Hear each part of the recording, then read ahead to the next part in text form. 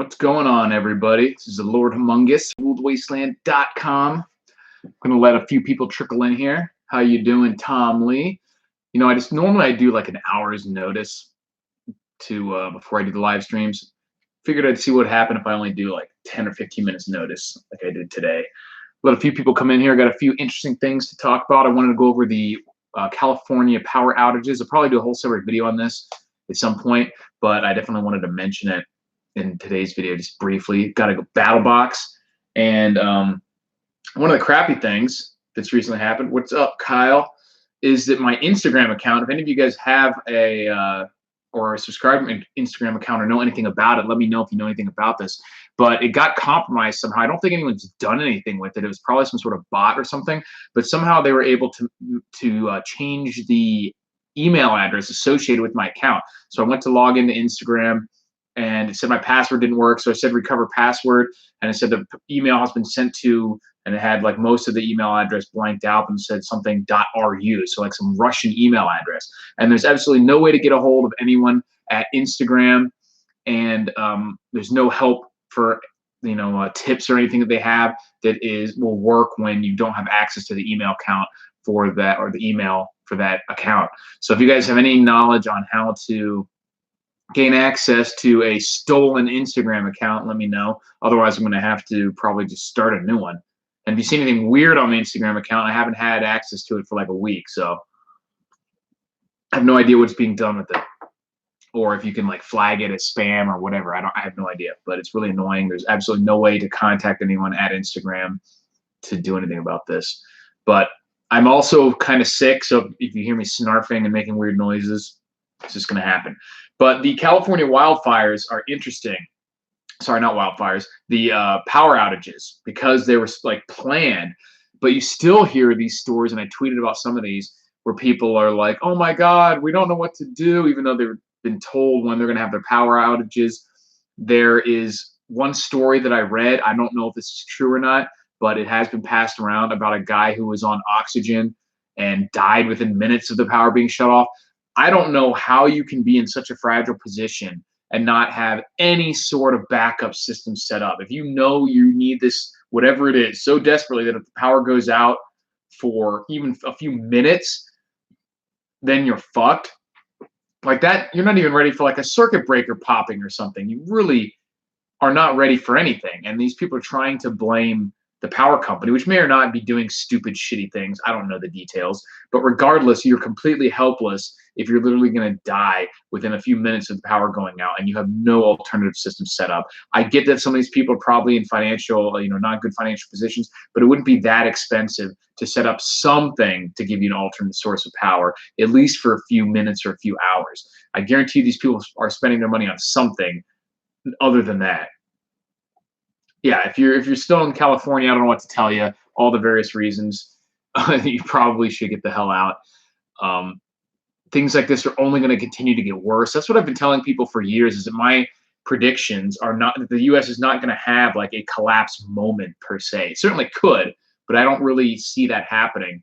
What I think we're going to do is just slowly descend until we're no longer, all of a sudden we wake up one day and realize we're no longer a great first world country. We have things like this already happening, infrastructure collapsing and crumbling and not being repaired, rolling power outages, stuff that you shouldn't really have to deal with in a first world country. It's only become more and more common as the economy continues to decline, which we're not seeing necessarily on the surface. Depends on what measures you're looking at, but the fundamentals are getting weaker and weaker. The economy has nothing that caused the 2008 collapse and all the issues associated with that has been fixed. If anything, most of the issues have gotten much, much worse and have just been papered over with quantitative easing and stimulus and various things like that.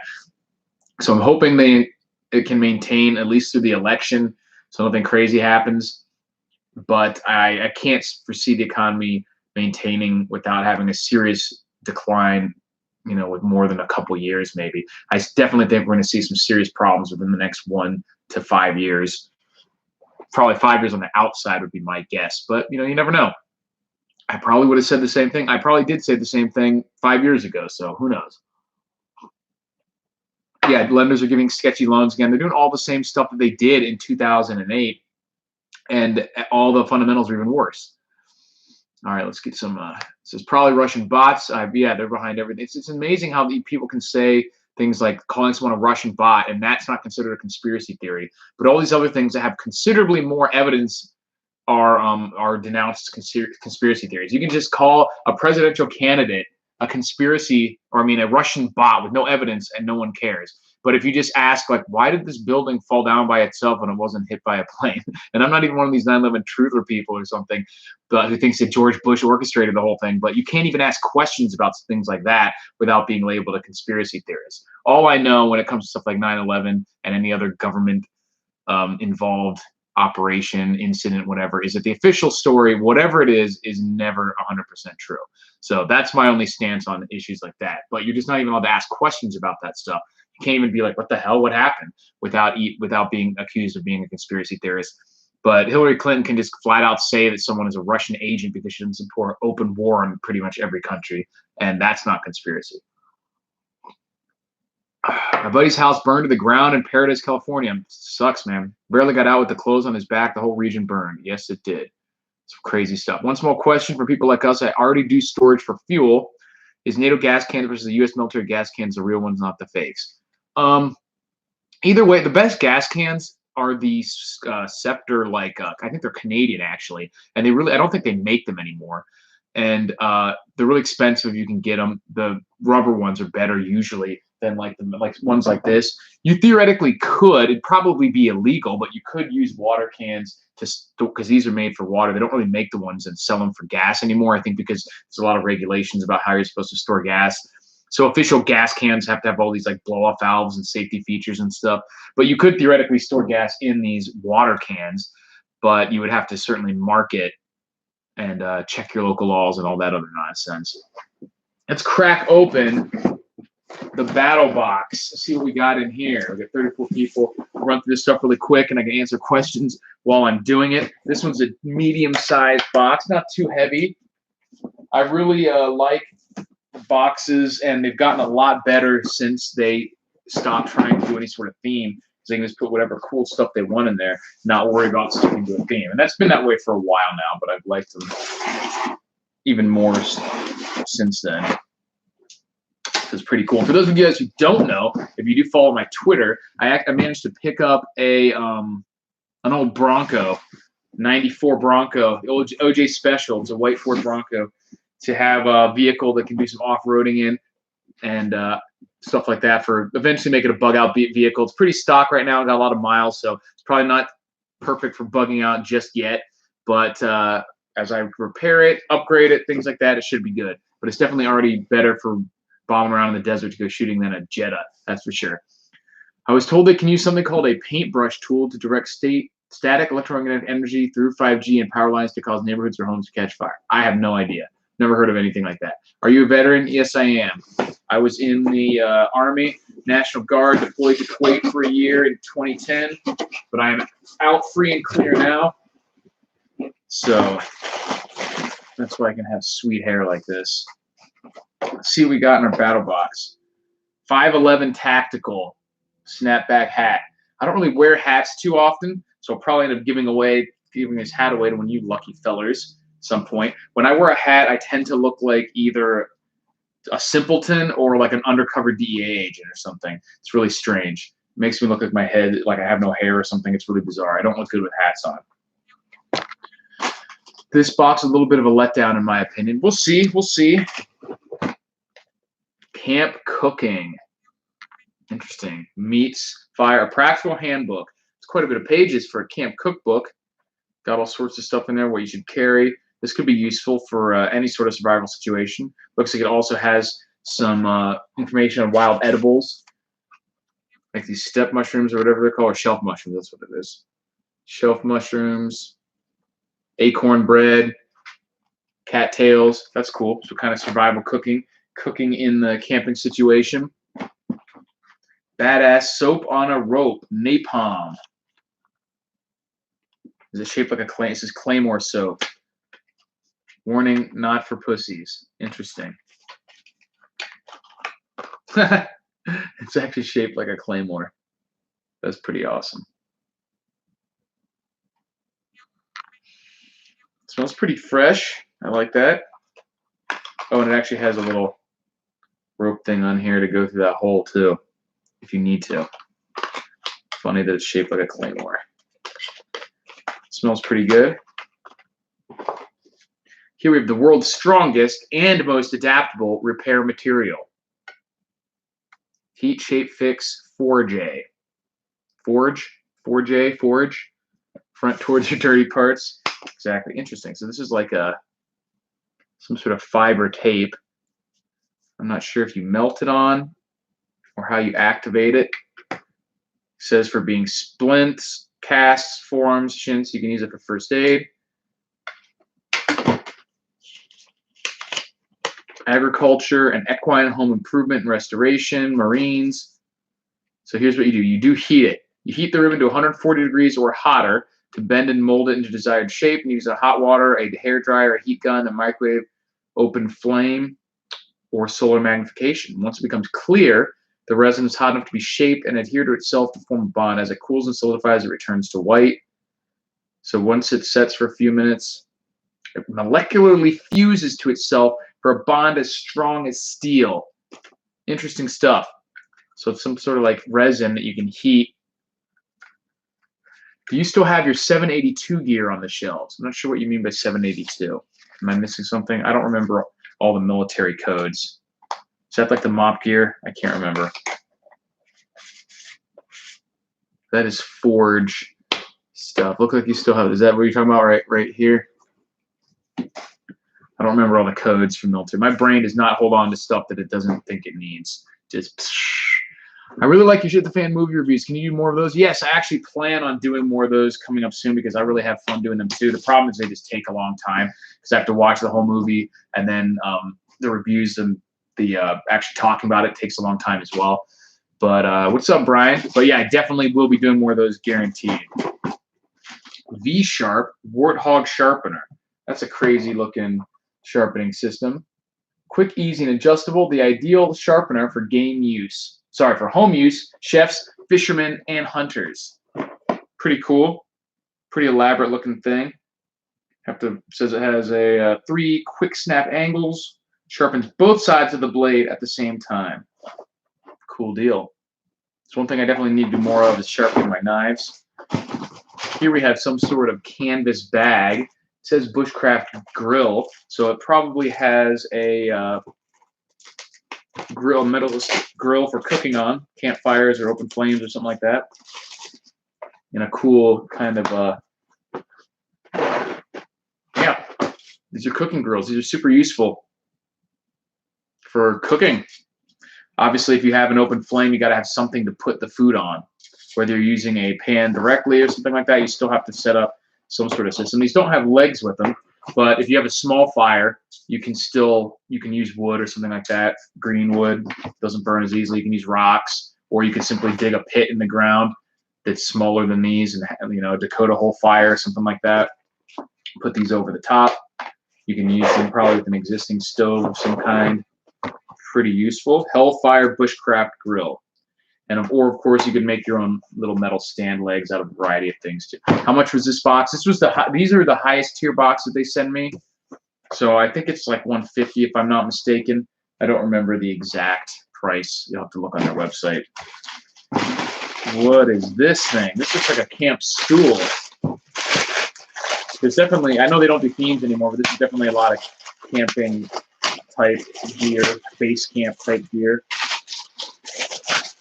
But these little stools like this are pretty useful. I like chairs with backs a lot for really long-term stuff, but these are good for doing all sorts of stuff, and they take up a lot less space if you still just need something to sit on. It's pretty cool. It has a little carrying case, and this just pivots out like that, and then you plop down on it. Travel chair. These are pretty comfortable. I've sat in this kind of chair before. For how small they are, even though they don't have a back, it's pretty comfortable as far as the stool goes. Easily folds up into a tube shape, and then it has this Velcro thing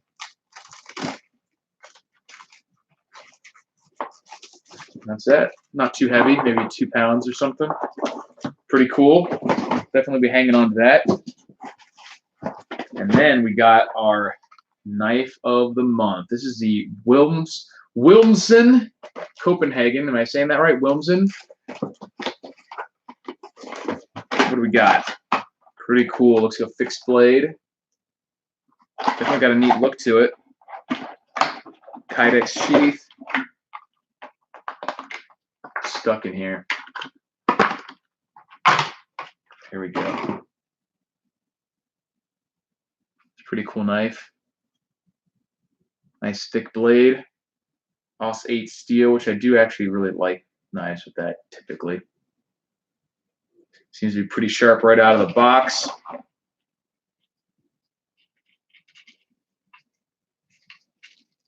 It's got a sheath with it that is only connected in one place, which is interesting.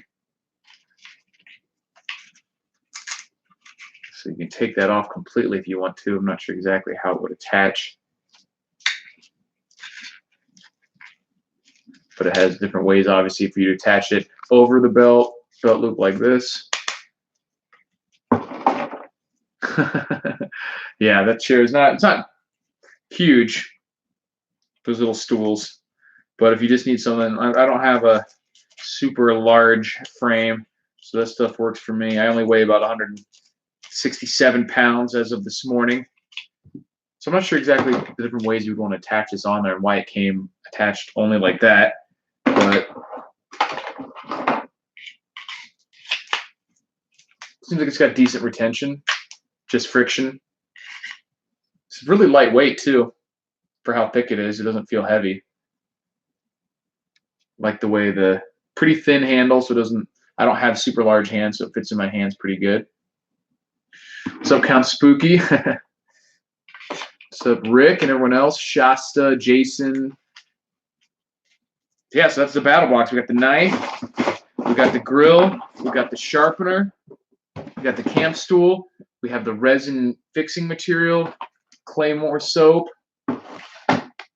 camp cooking book, and a hat, which I don't really wear hats. Like I said, I tend to look really weird with hats on. Really, really strange. I either look like a DEA agent or I look really simple. But yeah, so the power outages in California, which I mentioned at the beginning of this live stream, are a perfect example of the real world types of stuff that make prepping make sense and make it worthwhile. Because obviously the end of the world major events are possible. They're low probability, but it's all the stuff like this that, you know, it's not going to kill you most of the time unless you're on oxygen or something like that one guy.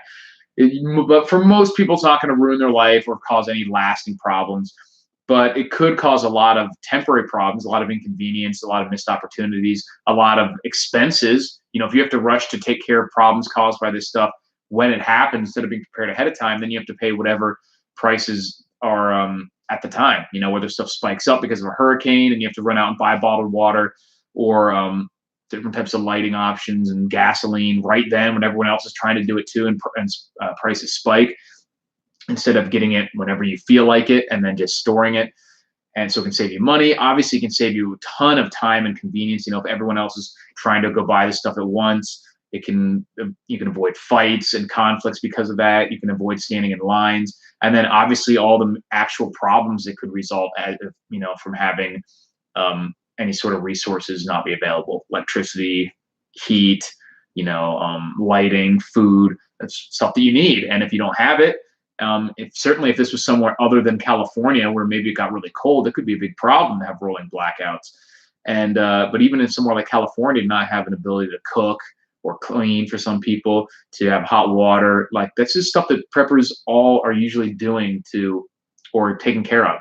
So even if it's not an end of the world scenario, to have your own ways to clean, to cook, to wash yourself, to heat your water, to have light, to have power if you need it, things like that.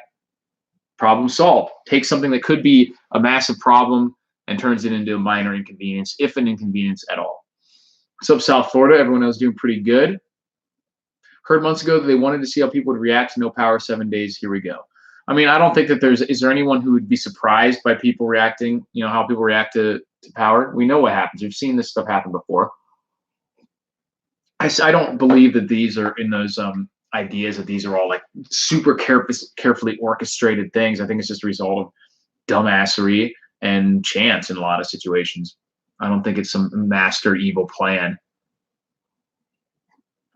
But who knows? Regardless, that doesn't change what we need to do, which is make sure that we can provide these things for ourselves and not have to rely on, at least not rely 100% on these outside systems of support. There's nothing wrong with using them. I use these things every day. I use power. I use water from the tap. I go to the grocery store and restaurants, things like that.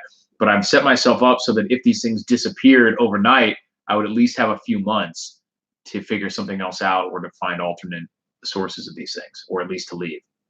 Yep. Plan and train, exactly.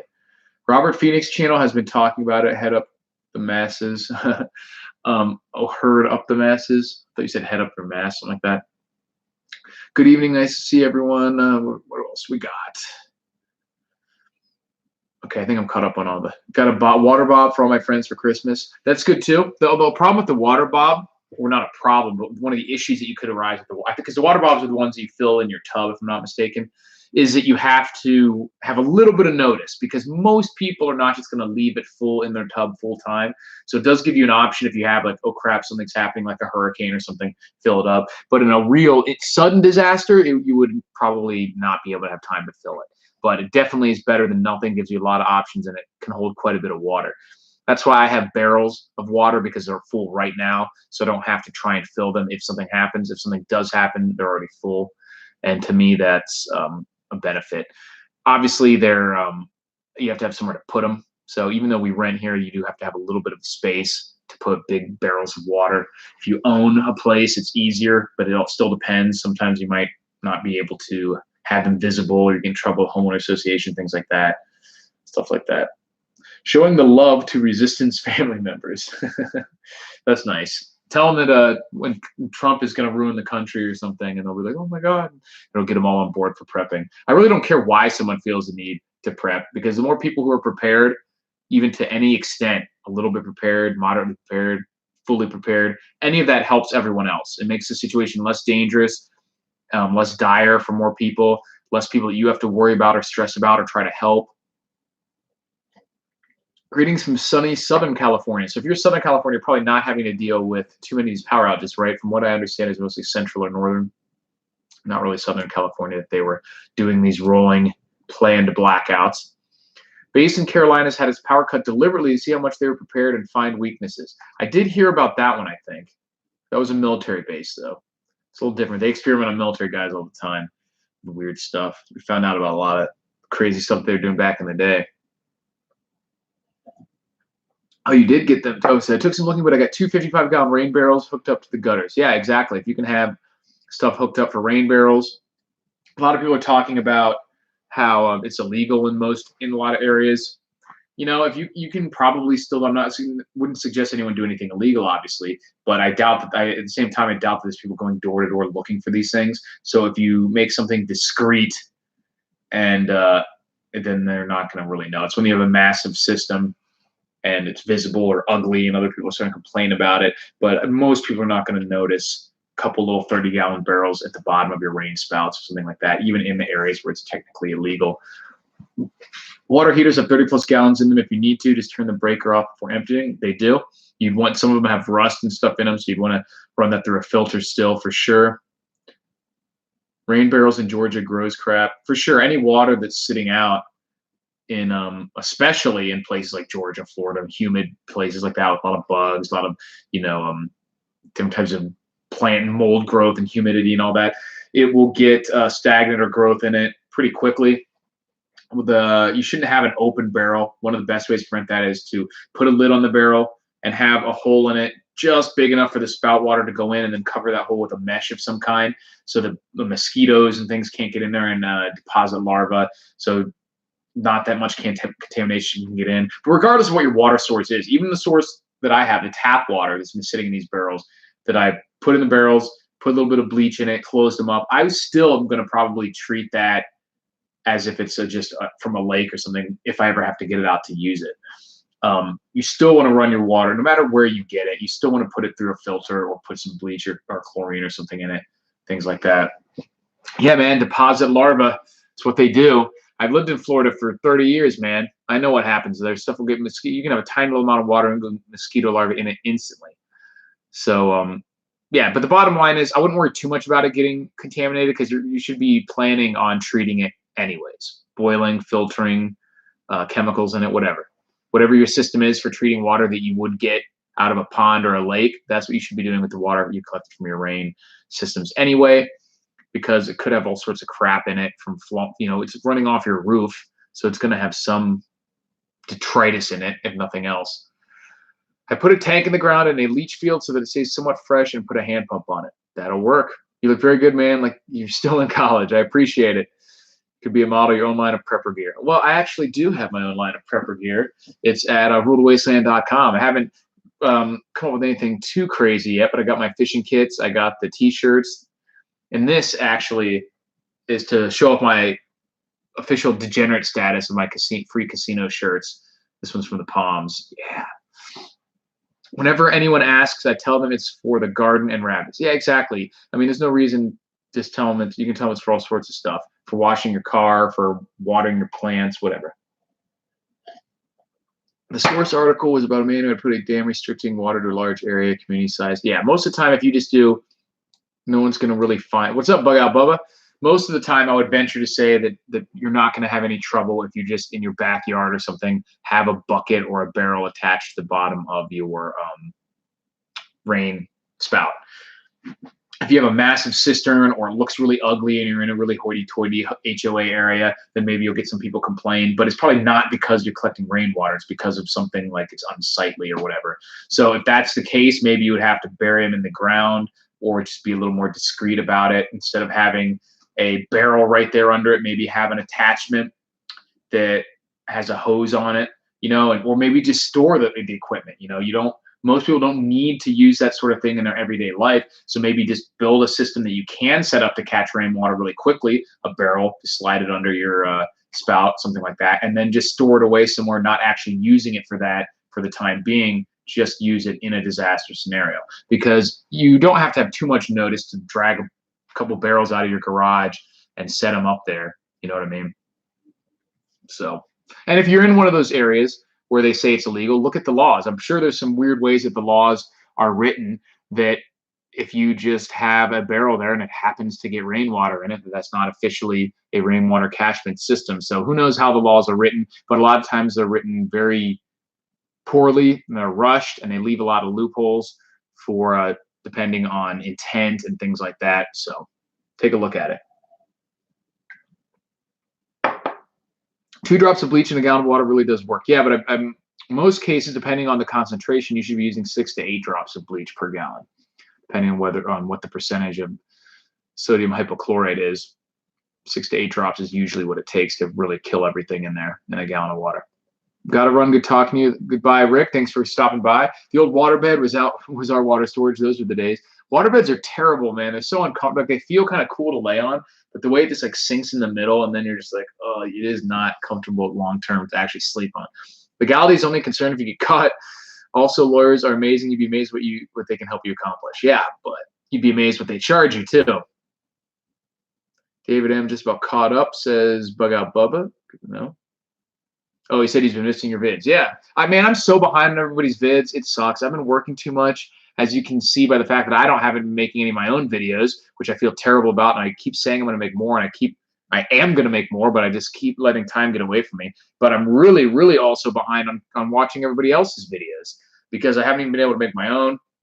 I haven't been able to watch everyone else's. There's a lot of great material being put out, and I just can't keep up with it all. I would love to be able to spend a couple hours a day watching everybody's great content, but it's just not doable right now. So it's too bad. Waterbeds also have a tendency to grow mildew, so treat it first. Well, that's like I was saying. Any water source you should be treating, unless it's something that you specifically already treated and you know exactly how old it is and that there's no chance of it having been contaminated since then, you should always treat it. That's just my plan. My plan is to be able to treat the water, even the water that I've stored, because you just never know what could happen. It's just safer that way.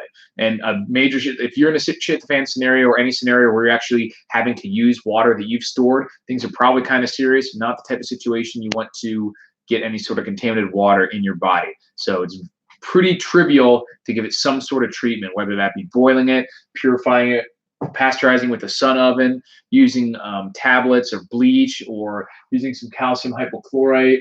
And oh, that was one of the things I wanted to mention too, is I made a mistake, and I like to own up to my mistakes. I'm going to re-release this video too because I haven't had a chance to. Is where I said in the video about calcium hypochlorite that this stuff basically you can store it for however long you want, which is not true. You should it does slowly off gas. If you have a plastic or glass container like this that has an airtight seal, it'll pretty much maximize its shelf life because it won't off gas the chlorine quite as readily. But it still slowly does, and you probably should look at replacing it every 3 to 5 years. 5 years on the outside, 3 years is almost certainly safe. But yeah, 3 to 5 years, you should probably look at replacing it. And it's not expensive. I have the link in that video. I think it was like $20 for 3 pounds of this, and a pound makes something like 12,000 gallons or something crazy. Or yeah, I can't remember if 1 pound did that or all 3 pounds. Regardless, you can purify thousands and thousands of gallons with it. So buying and spending another $20 every 3 to 5 years is the safest bet. So I just wanted to make sure I let everyone know about that too, that I was technically mistaken when I said that it has a basically indefinite shelf life. That is not true. It can slowly off gas. Cindy Bin loves me, man. She loves everyone. She's crazy. She's left me alone for a while though. She's a troll. If for anyone who doesn't know, there's this account called Cindy Bin, who she has a bunch of like dolls and stuff. At first I thought she was just a total fake troll account, but she like loses her mind when people use profanity and things like that, and she tries to like scrub the internet of it. I don't know what. She's crazy. I had a waterbed in 1983. Do you get an email? Okay, he's talking to somebody else. Do you accept donations? I want to support your channel. I absolutely do. But honestly, I would the best way to help me out is just go pick up a cool t-shirt or something, or a survival fishing kit from wasteland.com. But I do have a Patreon page. A link should be in the description. So that's always great too. But yeah, just get yourself something, some cool gear that'll help you out and it'll help me out. And the best way one of the best ways to help is to leave a positive review for that stuff on Amazon, like those fishing kits. But they're on Amazon and they're also on wasteland.com. So if any of you guys know anyone who is good at making Shopify sites look better, because mine looks like trash. I know it looks like trash, but I'm not too artistically minded on like what exactly I should do to make it look better and more professional. So if any of you or you know anyone, shoot me an email. Oh, I'm starting to get coffee. I've been getting sick. Try to power through it, but if I start not being able to talk properly, I'll have to cut this short. It's not too short. We've already gone half an hour. Started to get that tickle. U.S. Festival 1983. That Cindy Bin channel looks terrifying. I guess no sleep tonight. Yeah, dude. Creepy stuff. I finally got my parents to get a bathtub bag and some water purifier bottles. Since the power outage in California, they are also getting a generator. That's great. Generators, just make sure you have fuel for it. And people don't realize exactly how much the fuel those things will go through if you're really running it all the time. And what was I going to say? Also, you have to make sure that the stuff you think you're going to run, the generator can actually support that load. So things like refrigerators and air conditioning take a lot of energy, and they have a big initial load too, which can pop a breaker on generators a lot of times. Like even if they're running amperage or whatever it is, I'm not an electrician, but whatever amps sorry, my brain's sick. Whatever the generator's running amps are rated at, even if the thing you're trying to run might look like it fits within that, but the initial spike when like a compressor kicks on or something could shoot it above that and then pop the breaker or foul up your generator. Sorry, man, I have infection in my brain and it's not working. I can't talk. My mom did the math. It's like 5 gallons a day to run the generator she wants. Yeah, exactly. That's pretty significant. 5 gallons a day. So that means for even a week of running something the way you'd want to, you'd have to store almost 40 gallons. It's quite a bit of fuel. You think we're headed towards a food shortage in the USA? It depends. The US produces a lot of food. We also sell a lot of it or ship a lot of it.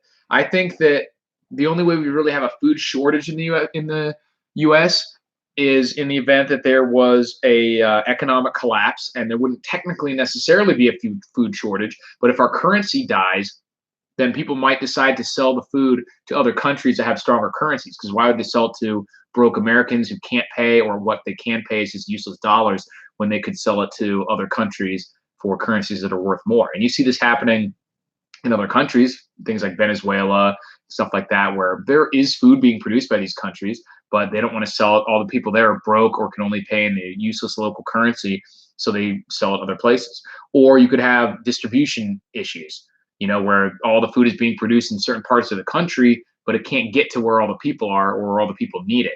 So then that could have localized food shortages. But the country is good at producing food. We produce a lot of food. Certainly a massive EMP or grid down event is going to make food shortages, regardless of what the reason why the grid goes down. But just in general, I don't think we're just going to see automatic food shortages. The prices out here, I mean, maybe localized, you'll see price increases.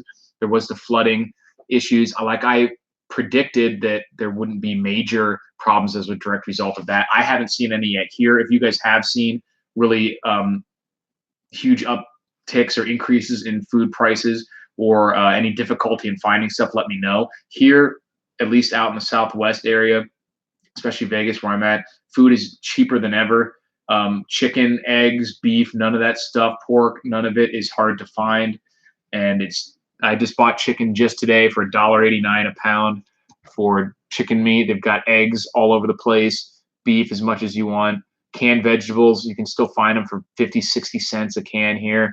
So, yeah, I haven't noticed any issues. I don't think anything like that is just going to happen unless there's a precipitating event. Honey is the game with soothing a sore throat. Put in warm water or tea. I have heard that. It has hydrogen peroxide in it naturally, which can help disinfect as well. Watch Ice Age Farmer.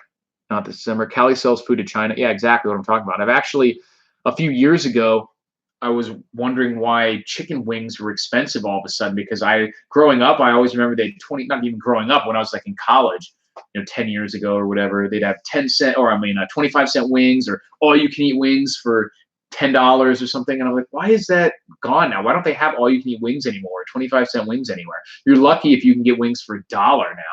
And, someone said that it's because they found out that China loves chicken wings. So instead of it being kind of like a throwaway food that they're trying to get rid of here, they ship them all over to China, which has jacked the price up. So that's possible. Do I store coffee? I do not store coffee. The reason being is that from what I can understand by my research, it does not store particularly well. So my plan is, if I have any sort of notice to buy, I always have a little bit here, but most of the time I get free coffee from work anyway, so I don't actually have a lot at the house. I don't really need coffee in the way some people do. I really do enjoy it now. I never was a coffee drinker before, but I have become one in the past couple of years, and I really do enjoy coffee. I just drink it black, which that makes it easier because I don't have to store creamer or anything like that. But it doesn't store particularly well. The only way I've found by researching that people are able to really store long-term is to store uncooked green coffee beans and then roast them yourself, which I'm not about to do all that. So in the event of a major catastrophe where I already have my food and weapons and things like that taken care of, if I did any last-minute shopping, I might be able to grab a bunch of coffee and then have it for at least a few months. And obviously, probably green coffee beans last the longest. Unground beans will last the second longest, and already ground coffee is going to last the least amount of time. The exception might be if you have some sort of instant coffee mix like they put in MREs. Obviously, MREs are rated to be stored for years, so that includes everything in them. So if you have some sort of freeze-dried coffee or long-term stored coffee, instant coffee, that might be an exception. It's probably also terrible as far as coffee goes if you're a connoisseur, but that would be the options you have. Tea, if you really just want a caffeinated beverage, like pre-workout or different types of tea might store a little better. I'm not sure, but I don't currently store any coffee other than just a few pounds maybe that I have here on just for personal use. Do you feel the flooding and late planting is causing the talk about food shortages? Like I said, I haven't noticed any food shortages here. If you haven't, I don't think it's obviously a major issue in the country right now. There might be certain localized areas where it is. If you guys have noticed anything in your area, go ahead and comment on that.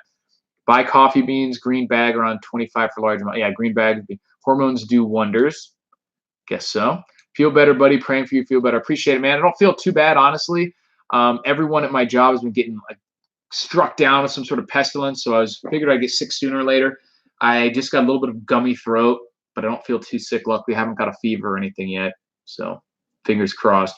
In Cali, food prices are going up pretty bad. Minimum wage increases along with sanctuary state nonsense is creating a real issue here. Yeah, I don't know if that's related to actual food shortage, though, because we're only a few hours away from California, and we have very cheap, plentiful food here. I think that's just an issue with California and all of their nonsense. Late growing season, flooded land, not good. Yeah, it's definitely going to create some issues, but I don't think it'll be major. Eucalyptus leaves are good for throat and boiling water. Have to track down an eucalyptus tree then. $5 for whole chickens at Ralph. Yeah, you can still walk into Walmart and for $4 and like 89 cents or something get an entire cooked rotisserie chicken. It's amazing. Absolutely amazing. Troll says, Eric, we know what you did last summer. Bullshit. I don't even remember what I did last summer. Instant coffee lasts a long time. Cool. I'll have to try some, see if it's palatable, because since I do drink coffee just black, it's actually more noticeable when it's bad coffee. So I have yet to have, since I really started drinking coffee the last couple of years, or maybe really just the last year or so for anything serious, I haven't really had to resort to instant coffee. The coffee they've had at work is pretty good. And the stuff I get for myself is usually like Peet's, P-E-E-T, sorry, P-E-E-T-S. And it's pretty good and not super, super expensive or anything, but it's not instant coffee. So I found that Starbucks is pretty overrated. But there is one called Farmer Brothers or something out here that I just had at a gas station like a week ago. And that was really good, actually. I was surprised. And I've heard the McDonald's coffee is good, but I haven't had theirs yet either. I don't think. Does she ever stop rambling? I don't know who you're talking. Just buy 2 cans of beans every time you go shopping. Yeah, very easy. You got hacked bullshit. No, I did get hacked. Not my YouTube, though. It's my Instagram. If you didn't listen to the beginning of this live stream, my Instagram account got completely taken over by somehow. I no longer have any access to it. So if anyone knows anything about Instagram, let me know. I went to log in. It didn't work. So I said recover password or change my password, and it said the recovery email has been sent to, and it listed an email that was not mine that ended in .ru. So it's like some Russian. So apparently literal Russian hackers have taken over my Instagram, and there's no way to contact Instagram. There's no like email address. They don't answer their Twitter or anything because they have like 500 million users and they just don't give a shit. So I have no idea how to get access back to it when I can't access the email, or they've managed to change the email. So it's really bizarre. More fear mongering here. I don't know who you're talking about. At pretty much, I am in California, so it's everywhere. Also, dried leaves sold at Hispanic grocery section. What state are you in? I am in Nevada, although it should be Nevada because it's a Spanish word. But everyone loses their shit when you say Nevada, so I say Nevada because, you know me, I just go with the flow. I don't know what's up with this advocate for free speech, but he is getting blocked. Wait, that was just a message. I never remember how to block people. How do I do that? Hide user. I guess I'll just do that. This user's messages will be hidden. He's being annoying, trolling. Getting rid of illegal immigrants actually raising prices because they have severe shortages of workers. Getting rid of illegal immigrants actually raising prices because I'm not sure I understand that. Yeah, I blocked him. X's advocate is being offensive. I hadn't gotten to all his nonsense yet, so I think I blocked him. Let me know if his stuff's still showing up. Which is weird. I haven't had to do that for a while. I don't get a lot of trolls, luckily, which is cool. Oxymoron situation here. Farming areas, shortage of living wages, jobs, farms paid by bushel way below minimum, some fields rotting. First time Russian hackers have actually been proven. Yeah, seriously, right? And it's got to be me. They got to get my Instagram of all things, which luckily Instagram isn't something that I use too often. I've been pretty kind of not incognito, but out of commission there. I haven't really used it too often, but I'd still like to get it back somehow. Folgers Instant in the red can is awesome. Black for instant coffee. I would start there. Right on. I'll give it a try. And I'm sure that stores probably pretty well. As far as coffee goes, it's probably the best way.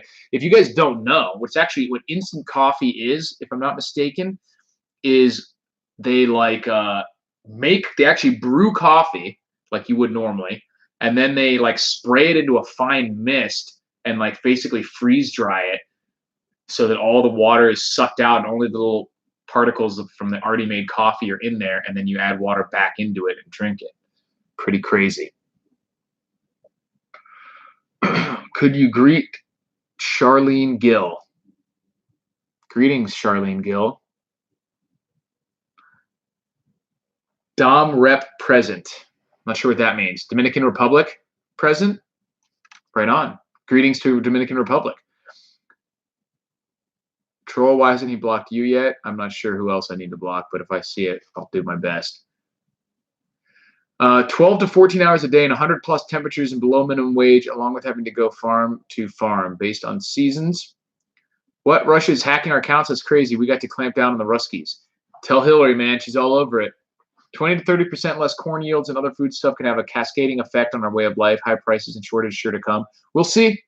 We'll see. Like I said, though, a lot of that stuff is being behaviors can change really quickly too, which can even up that stuff a lot. So if 30% decrease in corn, maybe people will stop eating corn in a lot of things and they'll use wheat or rice or something instead. And do you store MREs? I have a couple. I don't typically store a lot in MREs simply because they take up a lot of space. I've done a video on this before. I should redo a lot of my old videos because some of these videos are almost a decade old, and a lot of you guys were not subscribers back then. I had 500 of them. So my thoughts on MREs are they're fantastic. They're super easy, and they're one of the things I recommend for people who don't have too bad of a monetary restriction and just don't want to have to do a lot of work with getting prepared, but they do want to be prepared, is just to buy a bunch of MREs. Because if you're especially if you're not trying to prepare for more than a few weeks, MREs are fantastic because then you don't have to prepare an alternate method of cooking anything. You don't have to store a lot of like utensils and all this other stuff that you would need to be fully prepared. They're like totally contained. They last for years. You can cook them without any sort of alternate cooking system. They have toilet paper in there. They have the coffee in there, desserts, all that stuff. They just take up a lot of space and they're expensive. But if you have a decent amount of space or you're not storing that much to begin with, a few cases, and you're not worried about spending a few $100 for just that amount of time, then they're fantastic. But I don't typically store a lot just for that reason because they are expensive and they do take up quite a bit of space. Okay, all foods aren't able to be harvested by machinery. Very true. Not yet, at least. What's up, Eric, North Dakota in the house? North Dakota, you know what, Spasmit? I'll have to come visit you one of these days because North Dakota is one of the 3 states I have left that I have yet to visit. And that is North Dakota, Alaska, and Hawaii. So I'm down to 3. Best food to store. The best food to store, it depends on how you interpret that. But for me, rice. For the amount of calories per dollar and how well it stores long term, rice is hands down the first go-to thing that you should do. Beyond that, it would be whatever is your favorite food to store or what you think would solve your needs. But when it comes to checking all the blocks, like easy to find, cheap, easy to store, last a long time, that sort of thing, rice is right up there for me. Troll meat. Okay. Where are you getting your water cans? These, I believe, were just off Amazon, same as these. These are just, I'll put the link. I think I have some videos with the links in the description. Thing about MREs is they make you constipated. It's like a rock in my stomach. Yeah, they can. You could store some Metamucil or something too, but, or just get a bunch of prunes. They store pretty well. Or just take some, yeah, like I said, any sort of X-Lax or fiber supplements, Metamucil, stuff like that. Stores pretty well. Anytime, dude, it's desolate AF. There's always something cool. What I've learned is there's some cool stuff in every state. You guys have like dinosaur bones and all sorts of stuff up there, right? I would host you in Alaska. That's awesome. I'll be up there one of these days. Definitely need to check it out. Hawaii is pretty freaking awesome. It's well worth the cost to go there. Definitely check out the smaller islands. Yeah, they actually just started, Hawaii Airlines just started doing direct flights to and from Vegas. So it's going to be a lot cheaper to go there from now on. So I'm definitely going to set that up at some time, hopefully maybe next year or something. I think now you can get a round trip to Hawaii from Vegas for less than $500. So that's pretty cool. I found a place selling them for $28. You're referring to the cans? Yeah, that's a good price. It's usually going to be in the $30 to $40, $50 range for decent ones. So if you can get 20, less than 30 is fantastic. Freeze-dried foods are more temp stable and take less room to store in bulk. Very true. They just cost more unless you can get a freeze-drying machine, but those are expensive as well. So freeze-dry is fantastic, but it's a cost issue. That's the only downside for freeze-dried foods. I was on MREs for a long time, once in Afghanistan. Yep, I've eaten a fair few MREs myself. Maybe I missed a video if you made one, but what was the reason for relocating to Vegas? It was not prepping related at all. It's simply I like the area Southwest. I like Vegas in particular. Lived in Florida for many years and was ready to leave, and so I decided to try out Vegas. That's really it. I lived on Big Island for a year. Hilo side is very prepper friendly. Cool. Yeah, other than the expenses, I guess, but very tropical. It's a very easy place to live. You can grow a lot, stuff like that. Obviously, plentiful water, rain, and things like that compared to certain areas. And in some situations, it would be nice to be that isolated. Others, it might not be. But in any sort of like real zombie apocalypse or something like that, being off on an island could be really cool as long as you already have your resources squared away.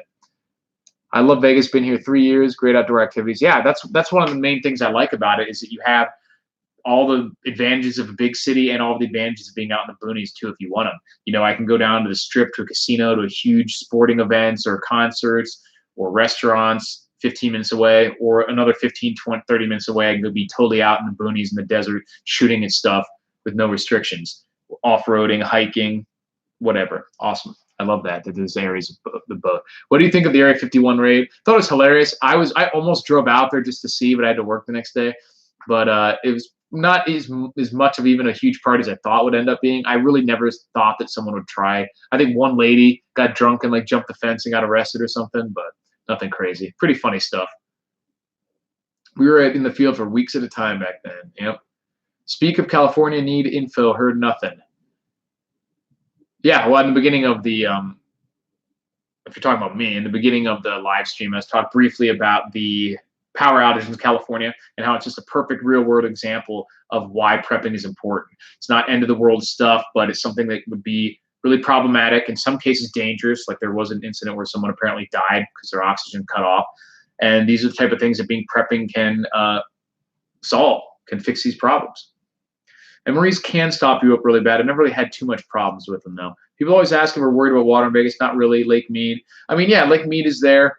Yeah, water is an issue here. There's always an issue in certain areas. I'm not any more worried about water here than I would be worried about the winter in Wisconsin or something like that, or the mosquitoes and disease in Florida. Like, there's always stuff that you need to worry about when it comes to prepping. That's what prepping is seeing what these issues would arise when the utilities shut off and how to take care of it. Here, that issue is water, and but it's fairly simple fix. You store water, and you know, and it's a lot easier to deal with water here than it is to deal with the super harsh winters in my mind, because that affects it pretty much everything you do. If you store a bunch of water, then you'll be good here. And there are places that have water. There's Lake Mead. There's a natural spring out in Red Rock Canyon.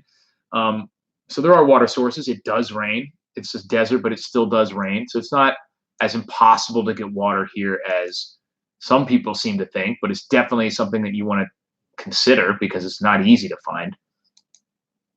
I can just about guarantee the power outage will bring a rate increase. It's exactly how PG&E did it in the early 2000s with the rolling brownouts, tripled the rates effectively. Sure, I mean, they're always going to be looking for reasons to increase rates, and California is just constantly getting more expensive for everything.